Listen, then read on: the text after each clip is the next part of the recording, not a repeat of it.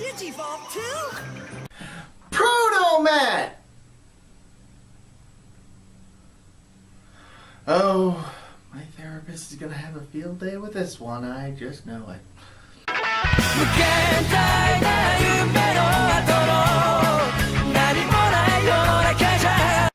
To a new world, Digimon Adventure. Hello and welcome to Chikyu Seijin ProtoMet, or Earth Alien ProtoMet.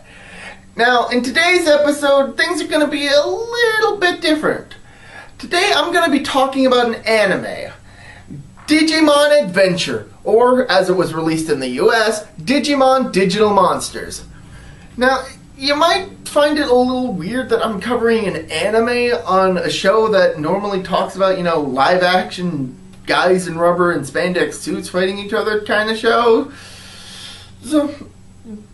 But to be fair to this show, in the prequel movie, this happens.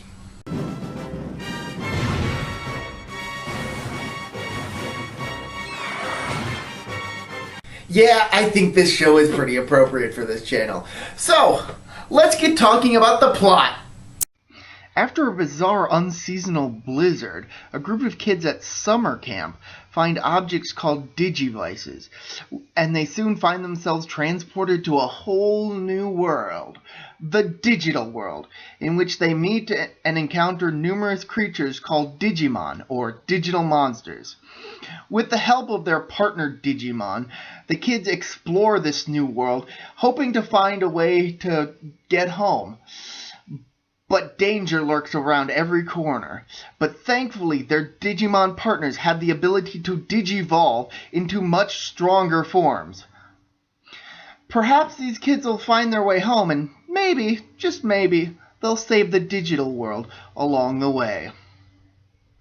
As the children explore this strange digital world, encountering Digimon both friendly and hostile, they also learn of a strange legend which they themselves may have some connection to. I loved this show growing up, to be completely honest. This was a really, really good series. And I know, looking at it, it probably reminds a lot of you of, Pokemon, and that's not unintentional. See, this series was based on a line of virtual pets called Digimon, which was a spin-off of Bandai's own Tamagotchi line of virtual pets.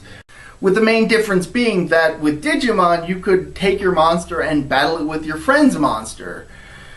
Whereas Tamagotchi, you just raised your virtual pet. That's probably nothing. And both of those were hot off the heels of the popularity of Pokemon, which had recently come out. And so the Digimon anime is very much kind of a ripoff of the Pokemon anime.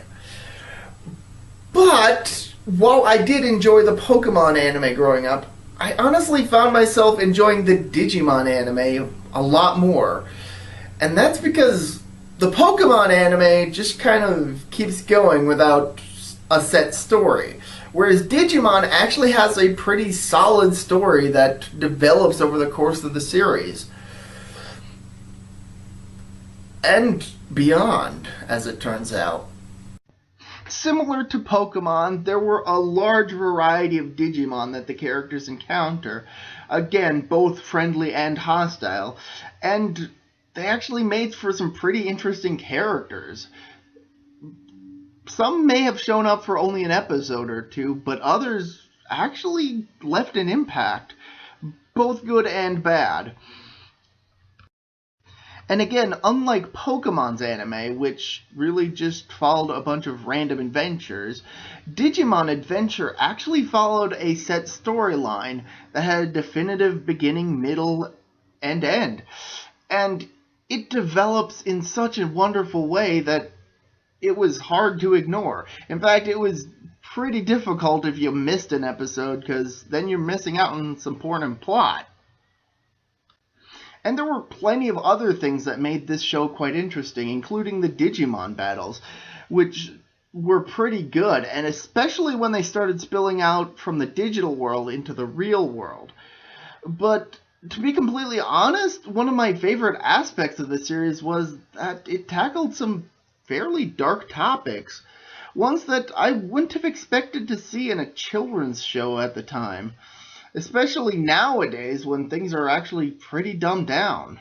Even with Pokemon, it didn't really get all that serious, but with Digimon, it actually went pretty serious. Not adult theme serious, but pretty serious. And there was actually quite a bit of religious imagery that was kept in, partly because it was plot relevant.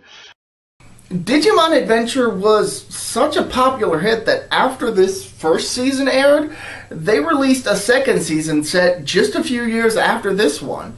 And while some other seasons are set in their own continuities, the Digimon Adventure continuity is probably the most expansive Digimon continuity, with a number of spin-off games, some radio dramas, and most recently, a series of films set after the second season, but before the actual end of the series.